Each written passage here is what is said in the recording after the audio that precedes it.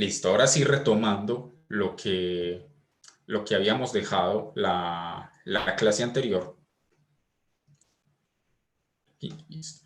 Retomando lo que habíamos dejado la clase anterior, habíamos quedado en el análisis de mimesis 3 en los dos primeros argumentos o los dos primeros puntos que Ricker trata sobre, bueno, qué sucede ya en la recepción de la narración, ¿cierto?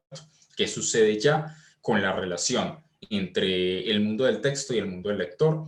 Y ya habíamos considerado entonces las respuestas a la acusación de circularidad de la triple mímesis y de la relación incluso entre tiempo y narración, y el segundo punto acerca de la configuración de la trama como una refiguración que se consolida o que se lleva a su término en el acto de leer, ¿cierto?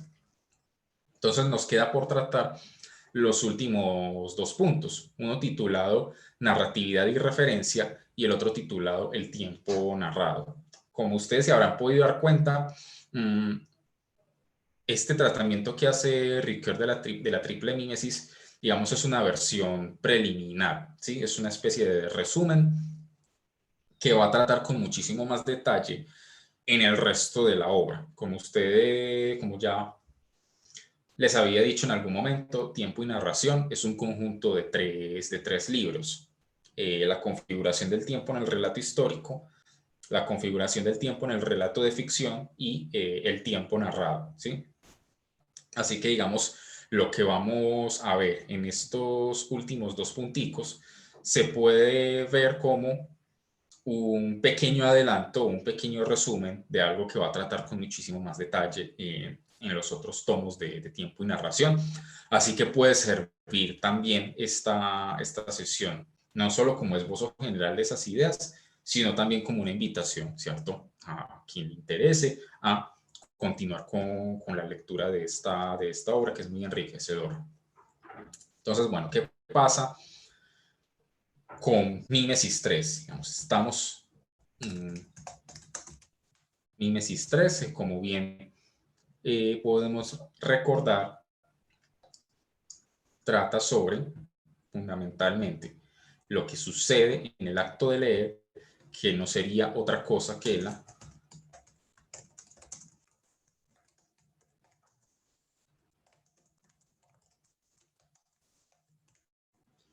intersección del mundo del texto y el mundo del lector que se dan en el acto de leer, ¿cierto?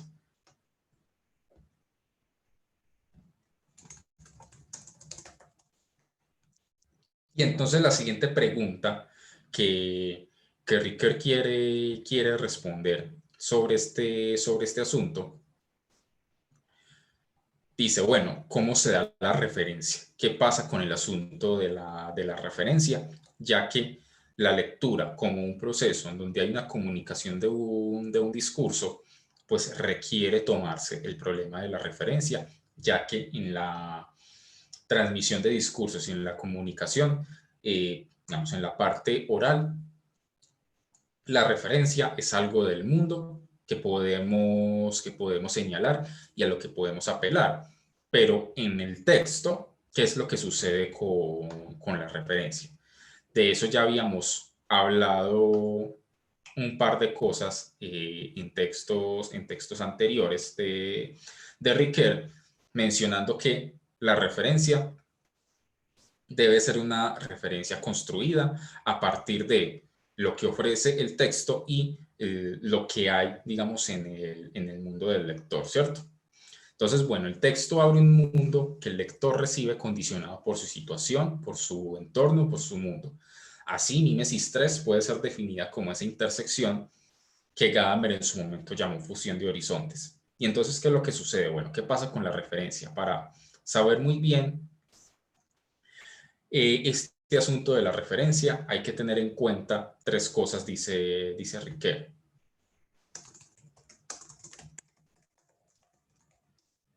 El acto de discurso en general,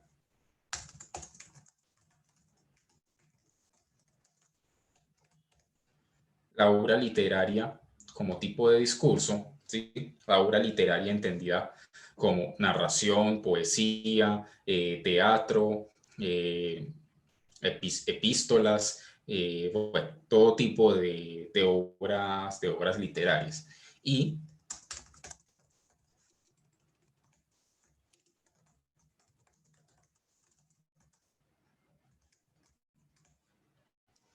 qué pasa con la obra narrativa dentro de la obra literaria y lo que Ricker va a considerar dentro de la categoría obra narrativa van a ser fundamentalmente dos cosas y esa distinción va a ser muy importante que la tengamos en cuenta. Una es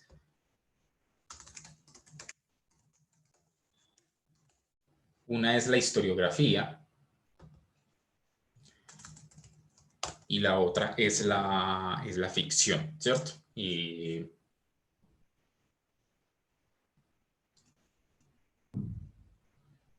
se me olvidó el otro término con el que Ricker nombra a la ficción. Pero bueno, esa distinción hay que tenerla muy en cuenta. Entonces, a partir de estos tres ámbitos es que Ricker va a tratar el problema de la referencia en la narración. Entonces, ¿qué pasa con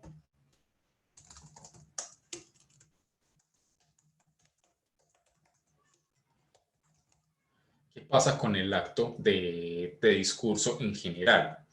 Y es que, como ya habíamos visto en clases pasadas, una cosa es la lengua como estructura, como elementos objetivos, que sería, digamos, el objeto de la lingüística de la lengua, según Ferdinand de Saussure, que trataría la lengua como un objeto cuyas unidades mínimas son aquellas menores que la oración, la palabra, el fonema, etc. ¿Sí? Mientras que ya si nos metemos propiamente con el discurso, qué es lo que se dice a través de la lengua, la unidad mínima que siempre hay que considerar es la frase, es la oración. Y aquí partimos de una cuestión que si bien Ricoeur no la nombra así, puede considerarse de esa forma, ¿sí? Y es que en el discurso el todo no es igual a la suma de las partes. Es decir, la referencia de una frase es distinta y dice mucho más que la referencia de cada palabra que la compone, ¿sí?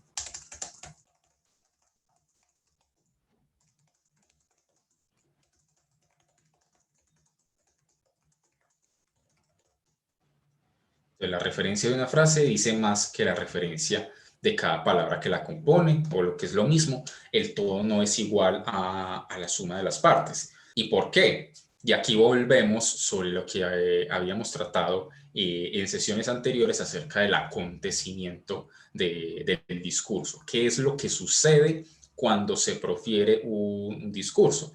No solamente se dicen palabras, ¿sí? No solamente se utiliza un lenguaje.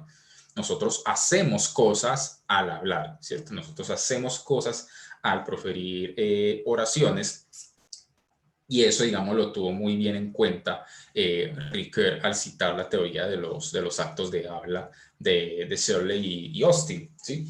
Entonces, si el acontecimiento del discurso es que nosotros hacemos algo al hablar, bueno, entonces, ¿qué es lo que pasa ahí? Bueno, entonces el acontecimiento no es simplemente que alguien dice, que alguien utiliza el lenguaje, sino que alguien comparte una nueva experiencia sobre el mundo a través del lenguaje con base en un horizonte que es común tanto a quien profiere el discurso como a quien lo recibe, ¿sí?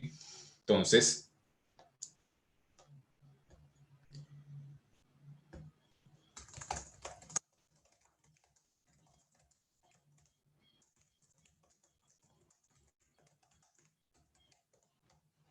¿sí? Entonces en el diálogo, digamos, no hay mayor inconveniente porque ese horizonte común es, digamos, mucho más claro, es mucho más concreto. tenemos muchas más cosas en común, y en ese sentido, el diálogo que tenemos o la conversación que tenemos se da de forma mucho más fluida, porque cada frase va mostrando justamente esa experiencia sobre el mundo, ¿cierto?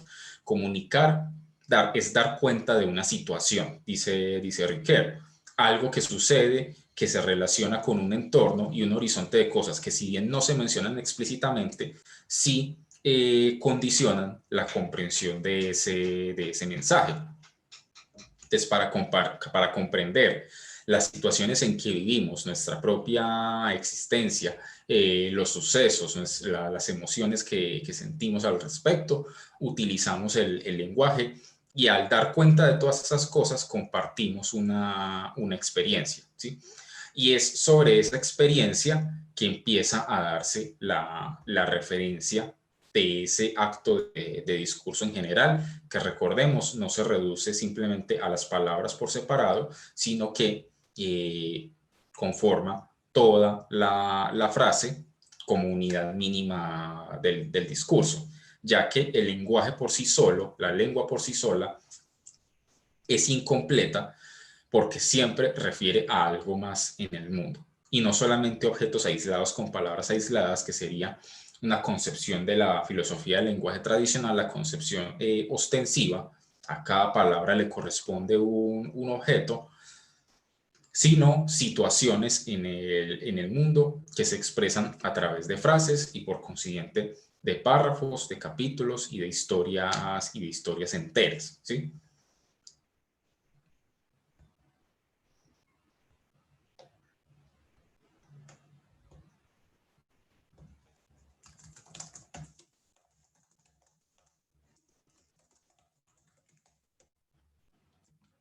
Entonces es sobre esta base que se da la referencia que va a ser plasmada en la narración. Una experiencia que se comprende en el lenguaje, que tiene un mundo, y sobre todo, y lo más importante, que es lo que va a desarrollar posteriormente, que tiene una temporalidad, ¿cierto?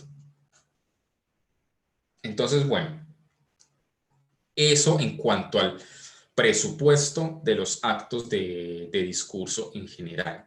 ¿Qué es lo que hay que tener en cuenta del discurso en general para hacernos a la idea de, bueno, cuál es la referencia propia de las narraciones? Y aquí ya sabemos que esa referencia no es la suma de las palabras aisladas, sino que al conformar una frase, un párrafo, etcétera, su referencia, digamos, es diferente, que el todo no es igual a la suma de las partes. Y ese todo, que no es igual a la suma de las partes, es una experiencia de existencia que se da en el mundo, que podemos comprender porque tenemos un horizonte en común, y gracias a eso podemos decir, bueno, aquí hay una referencia, ¿cierto? Entonces, bueno, lo siguiente, según Riquet, es, bueno, entonces ahora, ¿qué pasa con las obras literarias como tipos de discurso? ¿Sí? Recordemos, narrativa, poesía, teatro, epístolas, etcétera, ¿sí? El presupuesto de las obras literarias como tipos de actos de discurso establece que las obras literarias aportan una experiencia que se expresa por medio del lenguaje, y esa experiencia es la que podemos entender.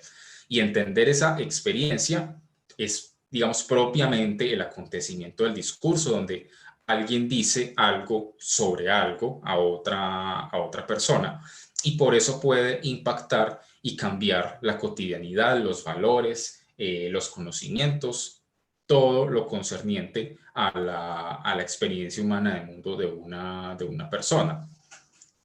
Entonces, en ese sentido, ¿qué pasa con la obra literaria? No puede ser algo que se quede encerrado en sí mismo. Es decir, si se queda sin lectura, ¿sí? Si nadie lo lee, no va a tener la oportunidad, como ya habíamos visto el martes pasado, de llevar a buen término ese proceso de configuración de la trama, de mostrar una experiencia posible, de mostrar una existencia posible, que según como lo reciba y bajo las condiciones en que lo reciba el lector, puede modificar su subjetividad, ¿cierto?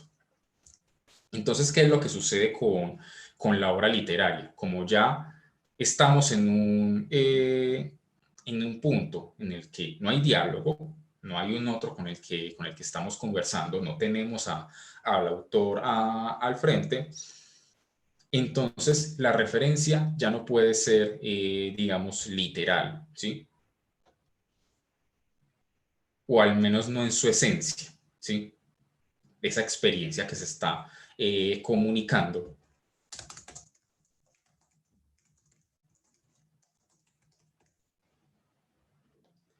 sino que dice Ricoeur, esa referencia es metafórica, ¿sí?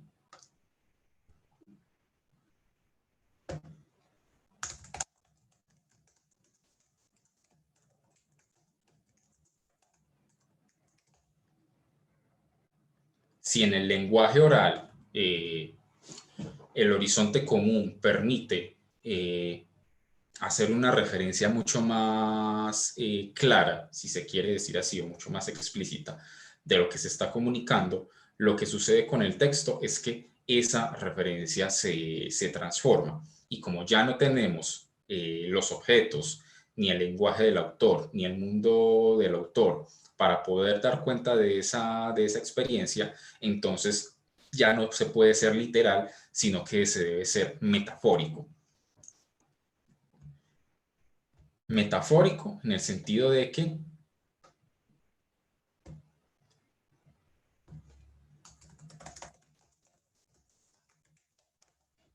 metafórico en el sentido de que se comunica una experiencia en una situación. Y entonces, ¿qué es esa experiencia?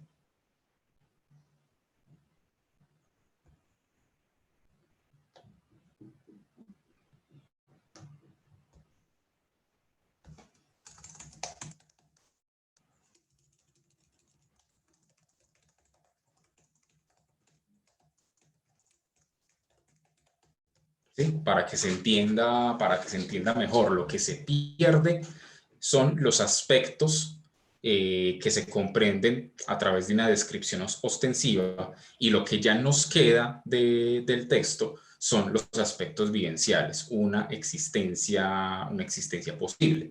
Así, leer una obra es ver otras posibilidades de existencia en el mundo que el texto mismo me revela.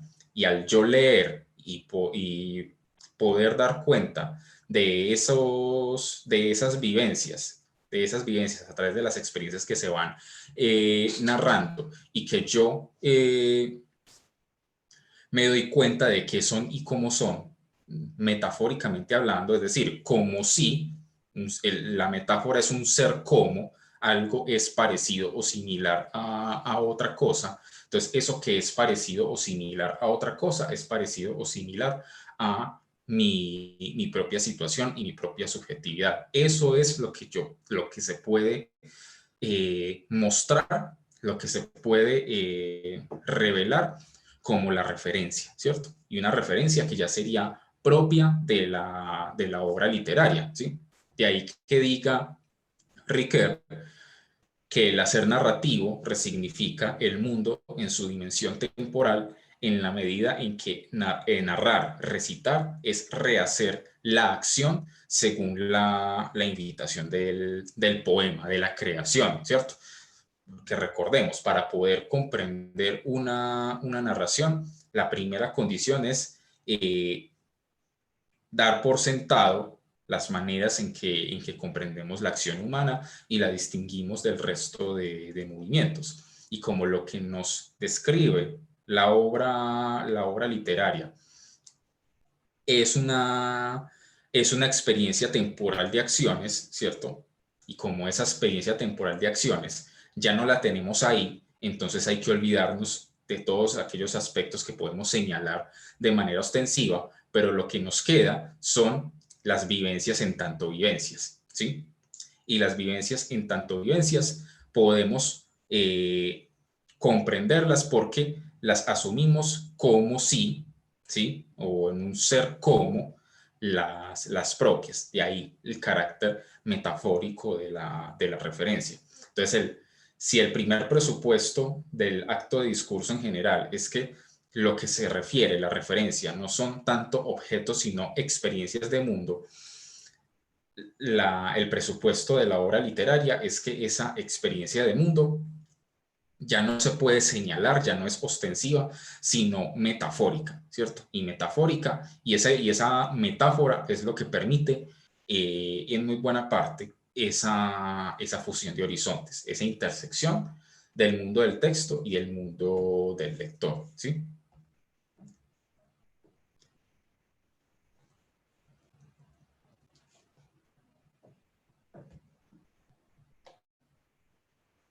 Hasta aquí vamos bien, todo claro.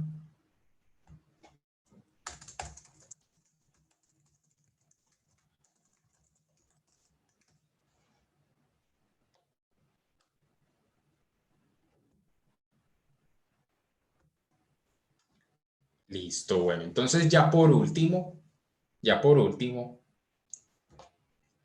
¿qué sucede ya con la narración como tal, como un tipo de obra literaria? Aquí es cuando ya Ricoeur se restringe a dos cosas muy específicas, el relato histórico, ¿sí? Y el relato de ficción, ¿sí? Entonces, la pregunta que podría trazarse en este punto es que si la capacidad referencial de la obra narrativa es igual a la de la obra literaria en general, ¿cierto? Recordemos que la narración, recordemos que lo que hace la narración es resignificar lo que ya previamente hemos comprendido en el plano de la acción práctica. Entonces, la obra narrativa, vuelvo y repito, puede ser de ficción o historiográfica. Y esta diferencia es importante. ¿Por qué? Porque la historia, la historiografía, reclama para sí una referencia que fue real. Es decir, cuando narra, está afirmando que eso sucedió en la realidad. Y ese carácter de fue real, de sucedió en la realidad, es algo que la ficción por demás no lo puede igualar. Entonces, ¿qué es lo que sucede aquí?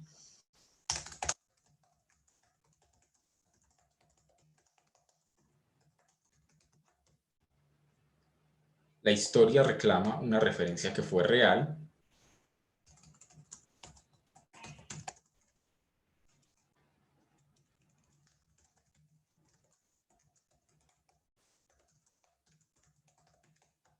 mientras que la ficción no logra llenar esa referencia. Pero dice Riquet, bueno, esa diferencia sí es tan tajante como podría parecer puesta en estos términos, o historia y ficción tienen mucho más en común de lo que pensaríamos, ¿cierto?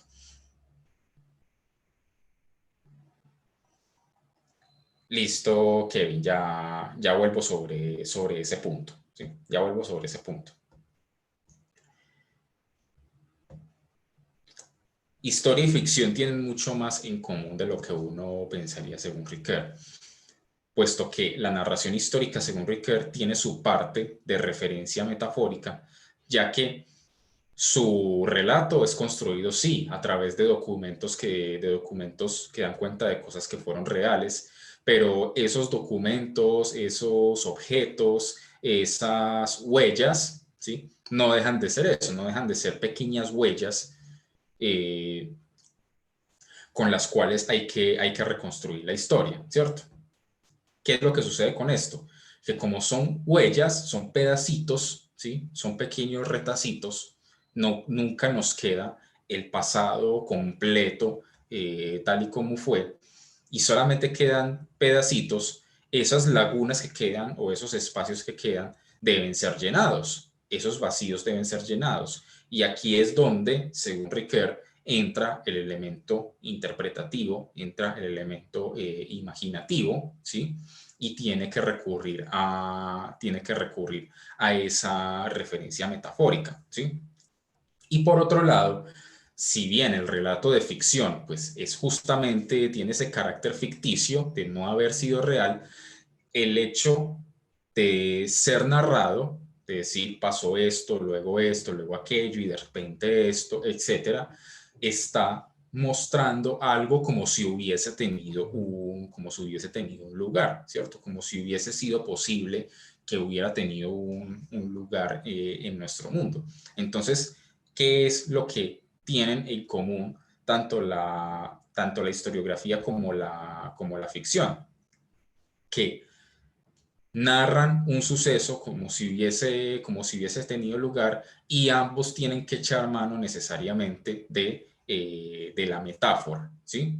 Para poder llenar esos vacíos por el lado de la historia y para reconstruir para unir en un todo coherente una serie de acciones heterogéneas. Entonces, Kevin, volviendo a ese asunto de la referencia que ya no es ostensiva, sino metafórica. Ostensivo quiere decir que se puede señalar, ¿cierto? Entonces, claro, si yo digo la palabra portaminas, ¿sí? Entonces la referencia es el objeto y puede ser señalado. Y, y el carácter ostensivo del lenguaje es que a cada palabra le correspondería un objeto al que hace referencia. Como como en el texto, en la obra literaria, esta clase de referencias ya se perdieron, ¿sí? No están. Entonces lo que sucede es que eso que me están contando, esos objetos a los que hace referencia, esas experiencias que me están contando, como yo no las estoy viendo en la realidad, lo que tengo que hacer es buscar sus similitudes con cosas que yo conozca, experiencias que yo haya vivido o, o experiencias de los demás, o ir construyendo en mi imaginación el escenario y los hechos a partir de lo que conozco. Entonces, asumir algo como si fuera similar a otra cosa, en eso consiste la metáfora. Por eso dice Ricoeur que la referencia adquiere ese carácter metafórico, porque a partir de las palabras que me dice el texto, yo construyo algo, ¿sí? Que tiene una similitud, ¿sí? Y al tener una similitud, yo puedo darme cuenta de a qué tipo de experiencias se está refiriendo, a pesar de que ya no están los objetos que un lenguaje ostensivo, de los que un lenguaje ostensivo puede dar cuenta. No sé si así está mejor, si así quedó un poco más claro que...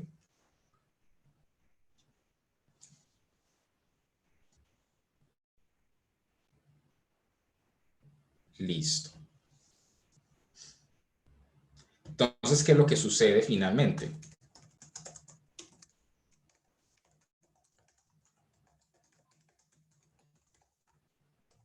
Que historia y ficción, según Ricoeur, tienen una referencia cruzada, es decir, una referencia en común que es lo que haría posible que sean narraciones.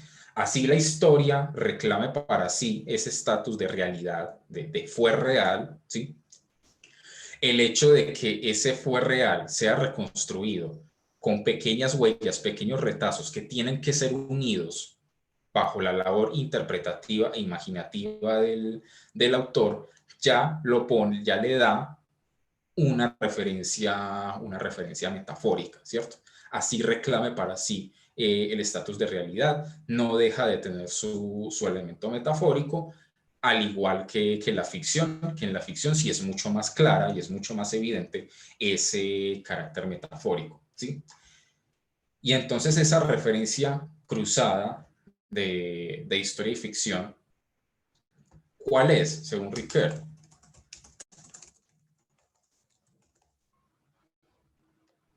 La temporalidad de la acción humana, ¿cierto?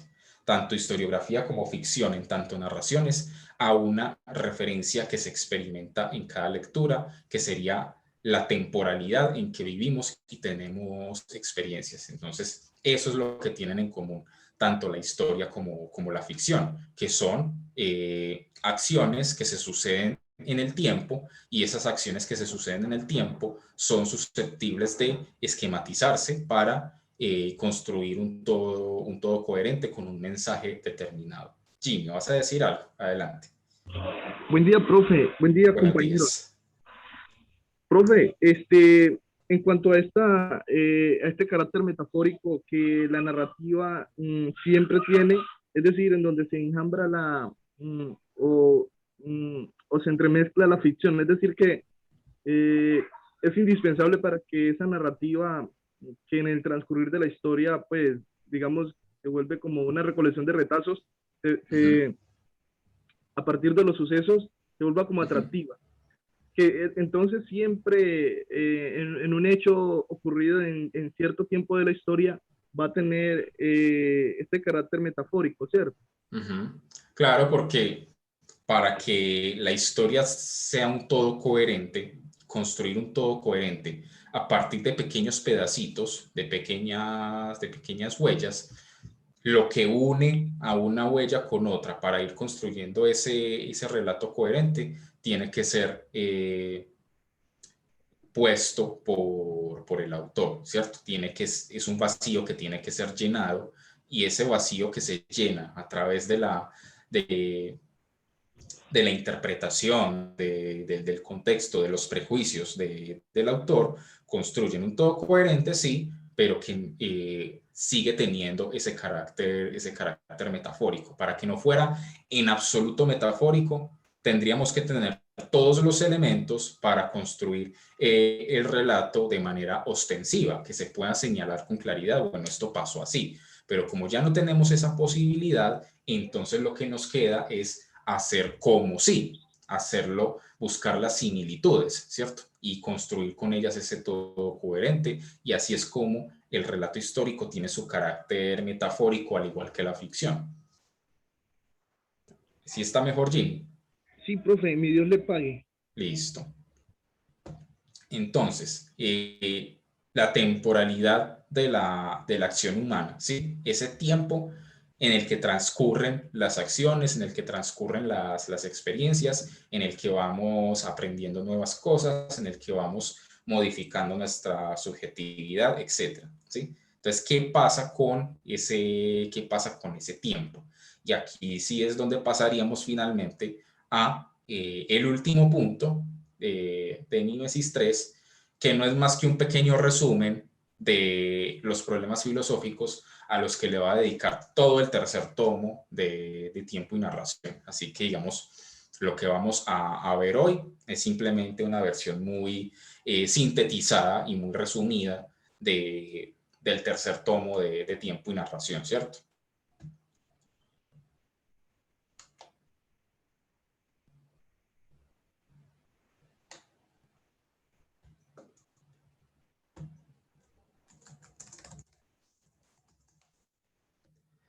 Entonces, ¿qué pasa con el tiempo narrado? ¿Sí? Con la narración con la obra narrativa hay una transformación, o digamos lo que Ricoeur llama una ampliación de nuestra comprensión de los rasgos de la acción, ¿cierto? Que ya veíamos que eran la semántica, ¿sí? Los conceptos que nos permiten comprender la acción, la estructura simbólica, los símbolos que nos permiten interpretar cada una de las cosas que van sucediendo, y la temporalidad. Entonces, en la semántica, lo que hace la trama, según Ricoeur, es darle un orden, ¿sí? Un orden que tiene un determinado significado a unas circunstancias, unas acciones que van sucediendo azarosamente, y algo que se va proyectando hacia el final para que tenga un sentido. En ese sentido, de saber.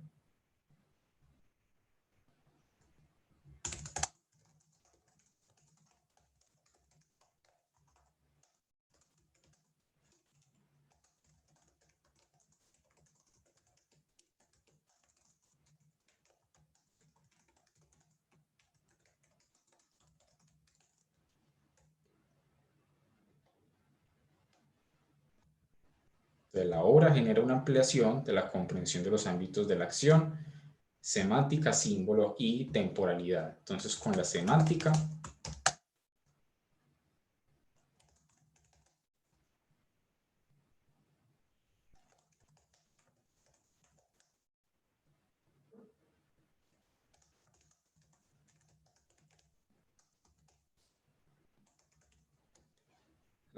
la trama en la semántica brinda un orden a unas circunstancias azarosas, es decir, la trama muestra un modo posible de entender el curso de las acciones mediante la semántica que nosotros ya tenemos comprendida, es decir, los agentes, los fines, los medios, las circunstancias, los otros que participan, etcétera, etcétera, ¿sí?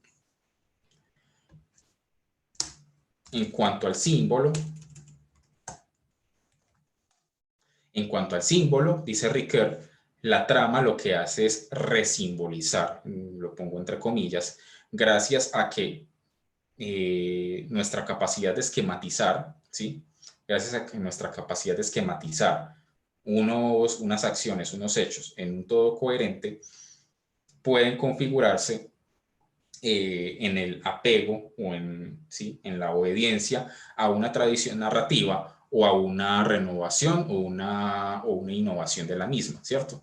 Dice Ricoeur, cada lectura es una fusión única de sistemas simbólicos, el que indica el texto y el que, digamos, en el que fue escrito y el propio del lector, ¿cierto? Entonces, nuevamente, en esa fusión de horizontes también hay una fusión de los símbolos que permite comprender de una determinada manera, ¿sí?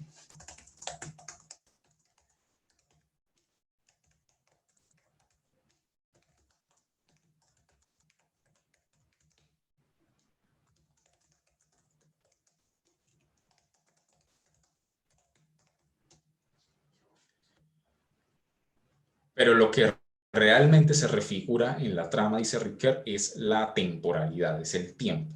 ¿Cómo se da esta refiguración de la temporalidad en la narración? Es decir, esa nueva comprensión, esa nueva forma que adquiere, ¿sí? Y dice Ricoeur que para ello hay que volver sobre ese problema de la referencia cruzada que relaciona a las dos formas fundamentales de narración, es decir, la historiografía y la ficción.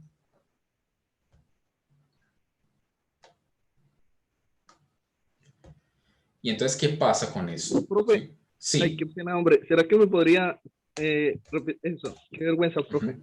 No, tranquilo. Eh, te lo voy a escribir por aquí, por debajo. Bueno, dice, para responder a la pregunta, bueno, ¿cómo se refigura el tiempo? ¿Qué pasa con la temporalidad? Dice Riquet. Bueno, ya sabemos que tanto la historia como la ficción tienen en común esa referencia cruzada. Y esa referencia cruzada, pues, es justamente la temporalidad. Entonces dice Ricoeur, para pensar esa refiguración del tiempo, hay que agregar tanto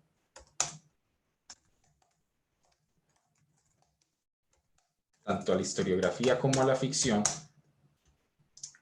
un desarrollo filosófico del que él da cuenta, del que Ricoeur da cuenta, que es lo que él llama la fenomenología del tiempo.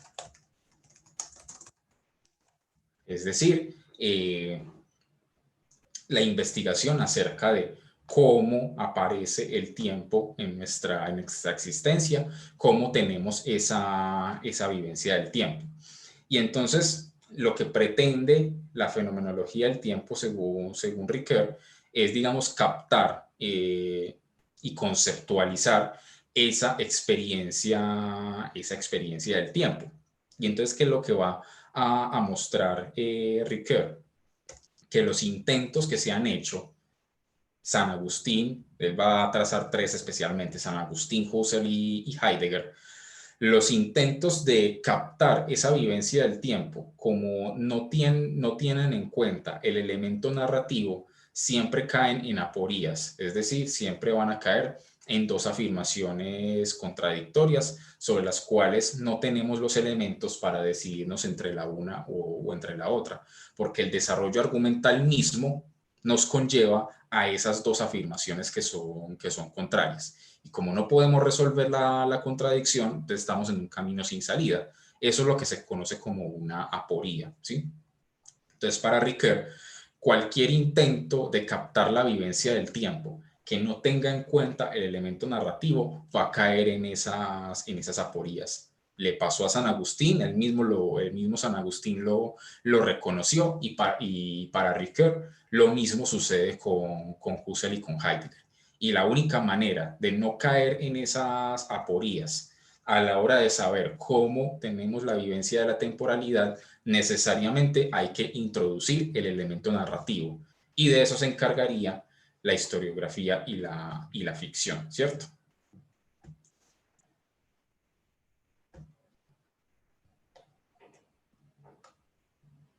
Entonces, bueno. Entonces, lo que sucede con la fenomenología del tiempo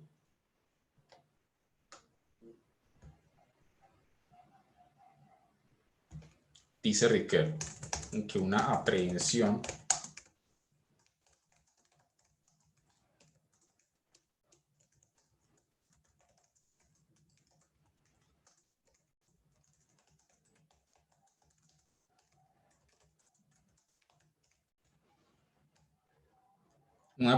intuitiva del tiempo sin ningún elemento narrativo no podrá escapar a las aporías que en su momento descubrió San Agustín, y si se sigue desarrollando esa fenomenología del tiempo sin tener en cuenta el elemento narrativo, se irá cayendo cada vez más en otras aporías, es decir, en dos conclusiones contradictorias sobre las cuales no tenemos elementos para decidir si una o la otra, ¿cierto?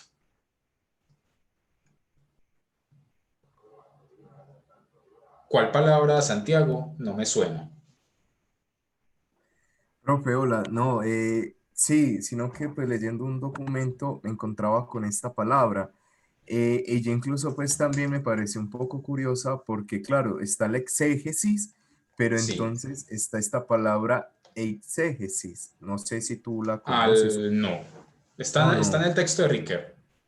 no, profe, no, estaba Ah, leyendo un ya. texto así de Paul Ricoeur y me llamó la atención y yo decía, ve, pues curioso porque, pues claro, la palabra exégesis, no sé Ujú. si complementan o qué, pero no, dale tranquilo.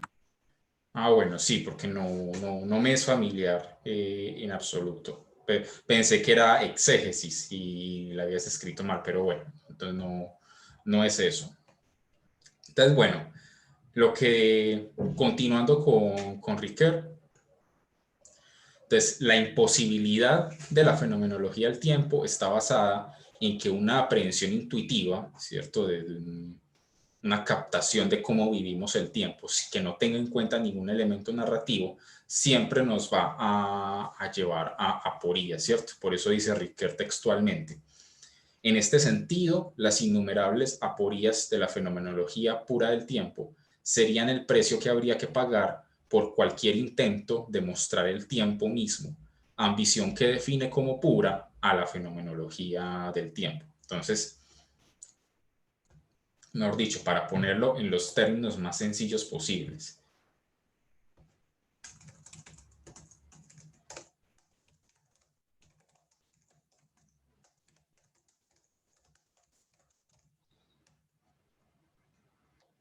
sin la narración es imposible mostrar cómo vivimos el tiempo.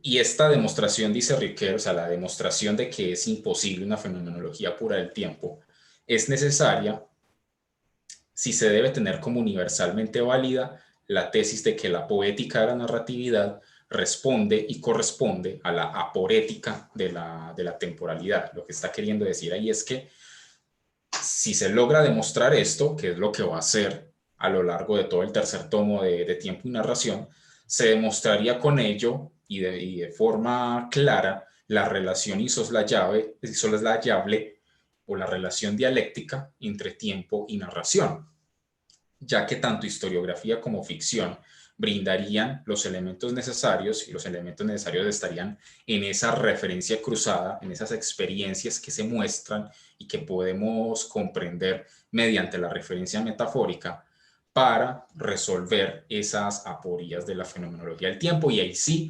poder dar con una comprensión clara y que no nos lleve a conclusiones contradictorias de cómo vivimos el tiempo, ¿cierto? Pero entonces, ¿qué pasa con, digamos, esto parecería muy claro, dice Ricoeur, al analizar a San Agustín y a Edmund Husserl, ¿sí? Pero, ¿qué pasaría con Heidegger? Porque Martin Heidegger, tiene una visión de la temporalidad que ciertamente se sale de la concepción sustancialista, es decir, de ver el tiempo como un objeto que se puede analizar, valga la redundancia, de forma objetiva, y ese objeto del tiempo que se trataría sobre esa sucesión lineal de ahoras, ¿cierto?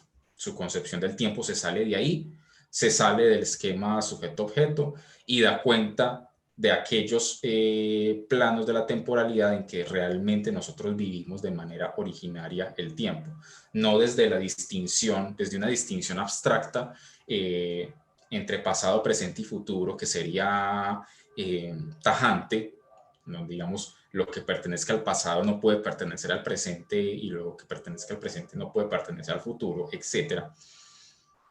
Heidegger muestra en la segunda sección de Ser y Tiempo que en nuestra cotidianidad, en nuestra vivencia originaria del tiempo, no existe esa separación tajante, ¿cierto? Sino que constantemente estamos remitiéndonos a maneras más originarias de ver esas tres dimensiones a partir de nuestra experiencia natural del día y de las labores. Entonces, por eso hablamos de hacer tiempo, perder el tiempo, ganar tiempo, de los verbos, de los tiempos del verbo, los adverbios, ayer, mañana, etc. Todo eso, todo ese lenguaje y esa forma de expresar está posibilitado por una experiencia originaria del tiempo que va muchísimo más allá de la distinción presente, pasado y futuro y muchísimo más allá de esa concepción lineal del tiempo como una sucesión de horas. Pero dice Ricoeur, esto es cierto, ciertamente la visión del tiempo de Heidegger, sacada a partir de ese ser en el mundo del Dasein, da cuenta de otros planos de la temporalidad que van más allá de una visión cuantitativa y sustancial del tiempo. Y Heidegger muestra que la temporalidad tiene varios planos, uno más radical en el sentido de raíz, ¿sí? Más radical que el otro, que pueden ser explorados y que experimentamos en nuestra existencia. Y básicamente Heidegger traza tres, ¿cierto? Uno,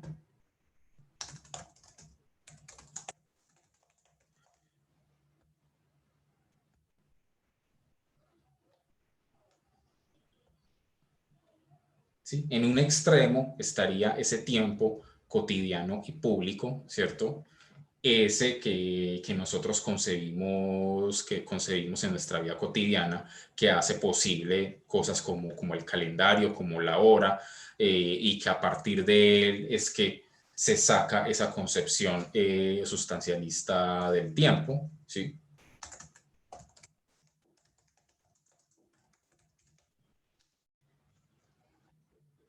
Y en el otro extremo,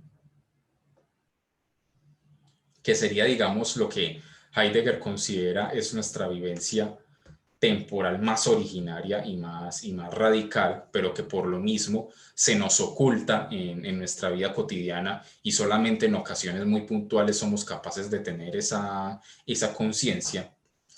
Pero lo más originario y radical del tiempo es que el tiempo es el medio en el que se va dando la posibilidad más radical de nuestra existencia, que es la propia muerte. Es decir, la vivencia del tiempo más radical es aquella que nos muestra que somos seres para la muerte, ¿sí?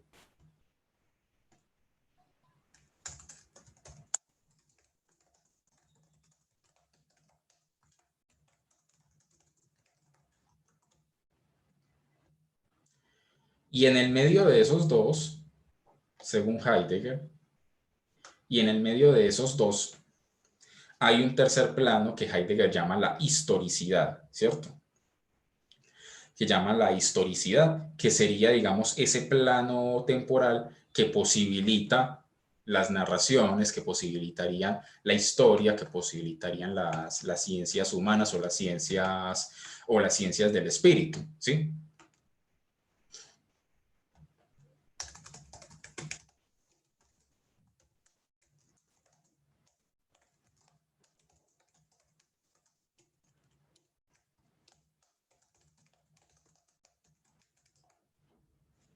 ¿Sí? Ciencias del espíritu en el sentido simplemente de ciencias humanas, ¿cierto?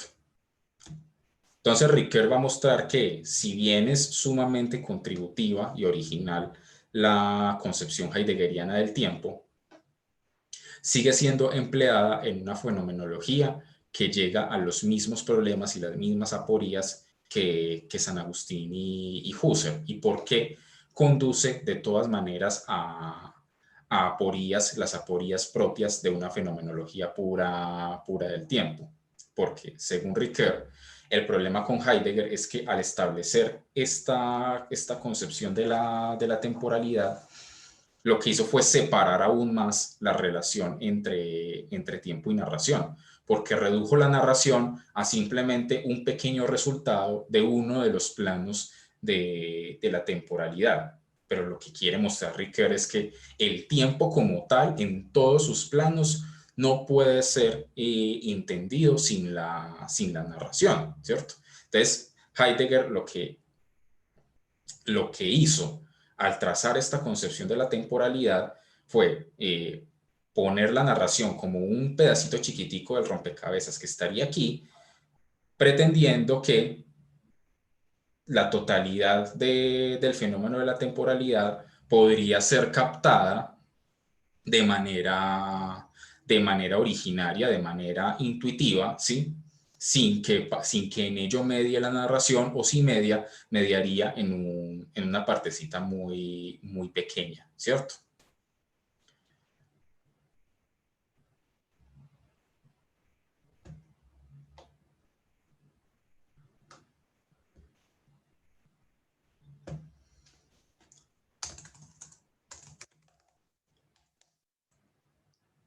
Entonces, para Ricoeur,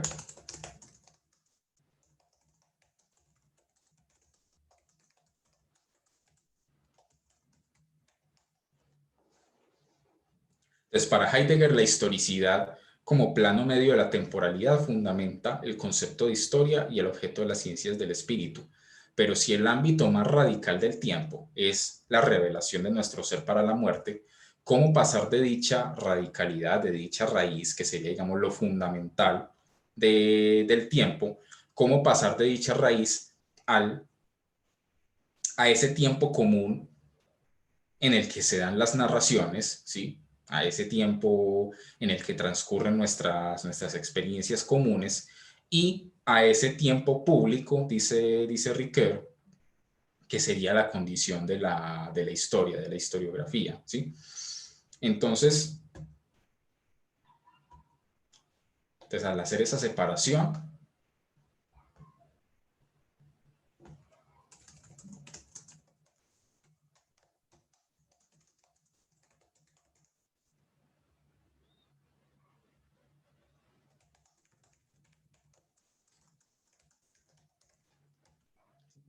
se sigue pretendiendo la intuición pura del tiempo, que en el caso de Heidegger, pues nos conduciría a la postulación del ser para la muerte. Pero entonces, ¿cómo damos cuenta de ese ser para la muerte? La única forma de dar cuenta de ese ser para la muerte es pasando a través de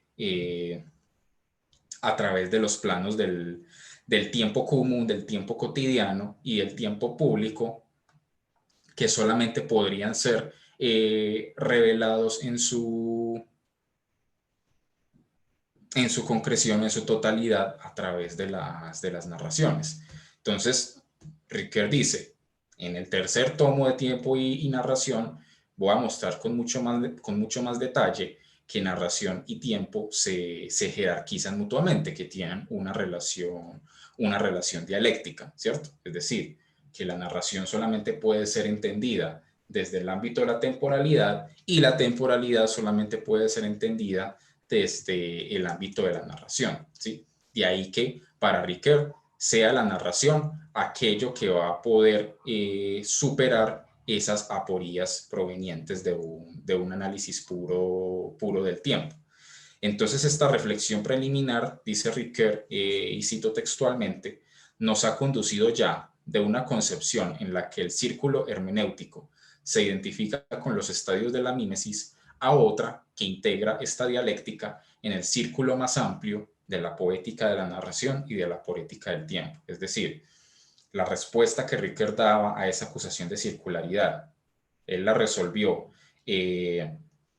apelando solamente al proceso de la triple mímesis, pero pensándolo con mayor profundidad, esa misma dialéctica se corresponde o se aplica al problema filosófico mismo de la relación entre el tiempo y la narración. Y finalmente dice Ricoeur, hay un último problema con esta cuestión de la temporalidad y dice que es el límite, ¿cierto? Digamos, el ámbito más radical de la temporalidad, ¿sí? Que en este caso, en Heidegger sería el ser para la muerte y en San Agustín sería la eternidad, ¿cierto? Para San Agustín, la extensión del tiempo y nuestra vivencia de esa extensión del tiempo se remontaría finalmente a una eternidad en la que todo es puro presente y ese ser puro presente es lo que le daría esa estabilidad al alma y ese gozo de eternidad. Mientras que para Heidegger, los planos de la temporalidad confluyen en la inherente finitud que muestra nuestro ser para la muerte. Entonces, una última pregunta que Ricoeur quiere plantear filosófica sobre el tiempo es, bueno,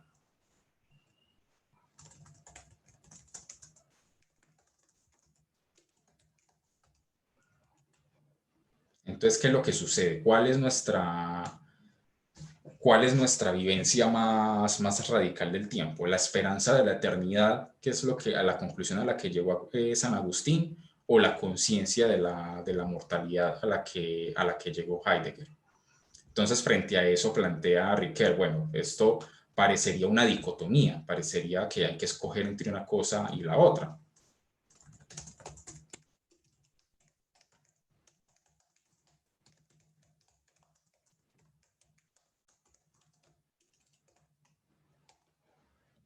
¿Es una dicotomía irreconciliable o es algo simplemente aparente? Pues parece que solo alguien que es consciente de su mortalidad puede pensar en algo así como eternizarse. ¿Eternizarse a través de qué? A través de sus obras, a través de sus acciones, a través de sus logros, lograr que sea recordado, ¿sí?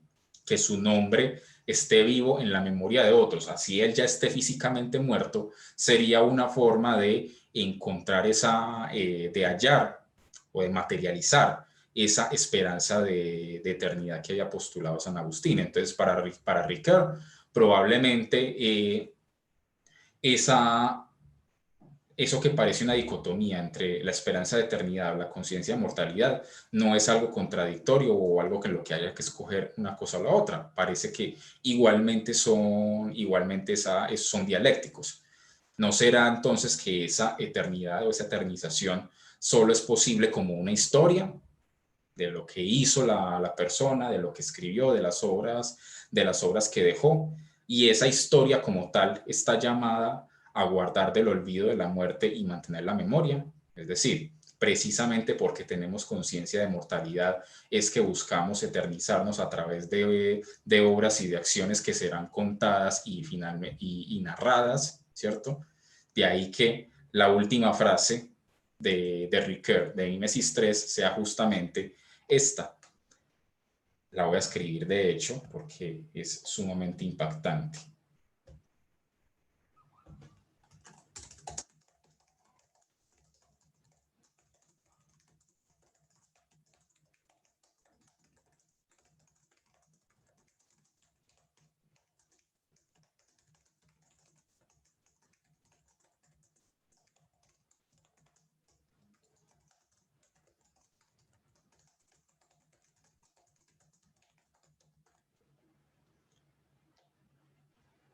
La cuestión más grave que podría plantear este libro es saber hasta qué punto la reflexión filosófica sobre la narratividad y el tiempo puede ayudar a pensar juntas la eternidad y la muerte. Preguntas, comentarios, todo claro.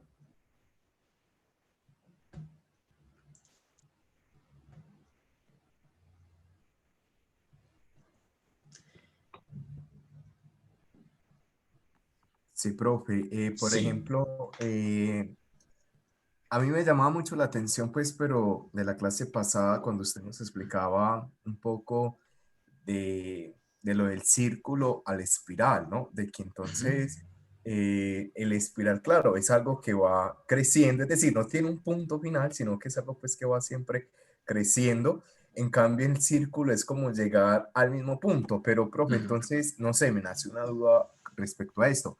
Sí. Para, para Heidegger, sí, creo que es para él, porque es el círculo hermenéutico o porque él de pronto, a ver, la cosa es, porque para Riquet es como el espiral, sí, digámoslo así, pero Heidegger es, o se tiene esa noción del círculo, porque el círculo Ujú. hermenéutico.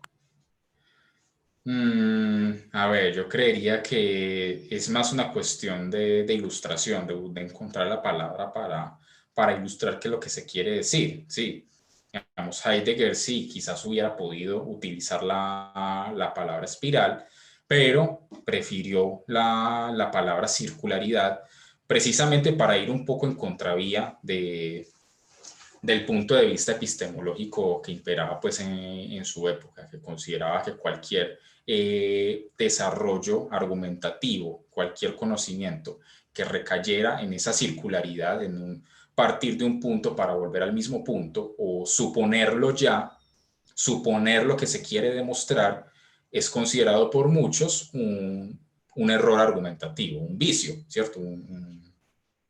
Un error en el conocimiento, ¿cierto?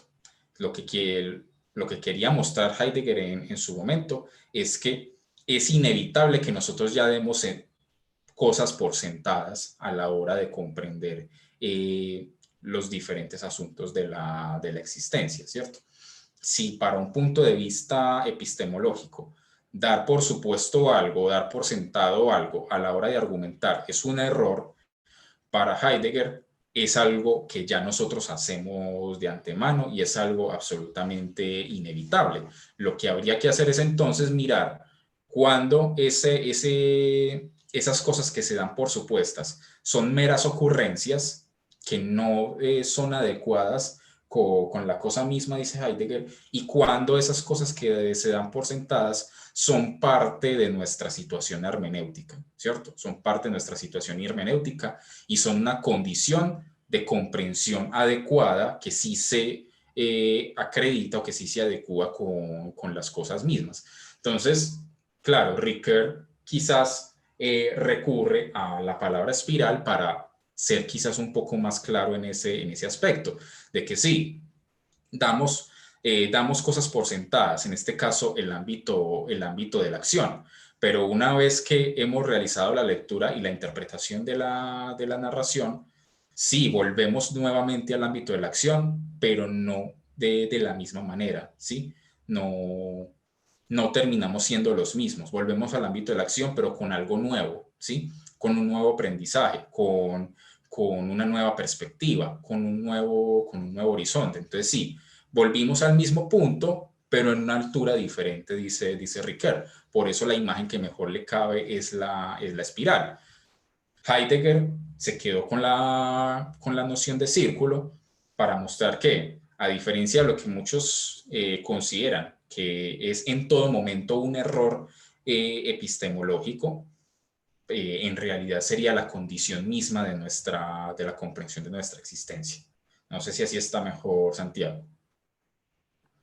Sí, profe, muchas gracias. Claro, por ejemplo, recordaba ahora con la explicación que usted me estaba presentando, de que sí, como el proceso del círculo, claro, llega de pronto hasta el mismo punto, pero uno pasa por la comprensión, el reconocer, no sé, la función de horizontes, de contextos, el oír el texto, el ver el texto, el aplicar el sentido, interrogarse, es decir, da da todos esos pasos, llega al mismo punto del círculo, pero ya pues aquí como partiendo de Riquet, un nivel más alto. Pues, pero sí, gracias, profe. Listo, Santiago. Jimmy. Profe, Sí. Ricoeur, a manera pues de conclusión de esta máxima, a partir del planteamiento de San Agustín y de Y de Heidegger, ¿sí? Heidegger. Sí. Y de que son dos cosas que no, que parecerían irreconciliables, pero que en el fondo también constituirían una dialéctica, ¿cierto? Es decir, tenemos esperanza de eternidad precisamente porque tenemos conciencia de mortalidad. Gracias, profe. Wow, eso es muy interesante porque eso es muy, en últimas, es como unir lo que, la razón y la fe, ¿no? Me disculpan que haga este ejemplo tan abismal, que, que en última, pues, decir, como la muerte, un hecho como tan racional, pues, y la eternidad, que es que para otros, bueno, algunos la entienden como algo intangible, bueno, es algo intangible, incluso es inexistente, pero que en sí es algo que existe. Entonces, como unir estas dos realidades, ¿cierto, profe? Exactamente. Exactamente, y el mismo Ricoeur también fue un muy buen intérprete de los textos bíblicos. Él tiene varios trabajos dedicados a la exégesis de pasajes de la Biblia. Si ustedes consultan toda la lista de obras de Paul Ricoeur, van a encontrar títulos relacionados con ese asunto. Gracias, profe. Mi Dios le pague. Listo, muchachos. Entonces, bueno, voy a detener la grabación aquí.